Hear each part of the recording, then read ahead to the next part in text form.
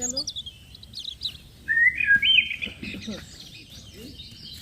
তাহলে একটু তাকিয়ে হাঁটো। হ্যাঁ, এগুলো মধুর চাষ, কালো কালো গুলো নাকি এখানে আগে ছিল? এগুলো কি পুরায় পুরো? হ্যাঁ হ্যাঁ,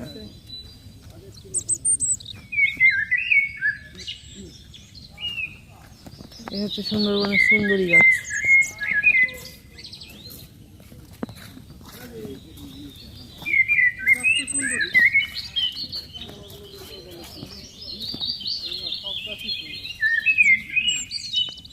এটা অনেকের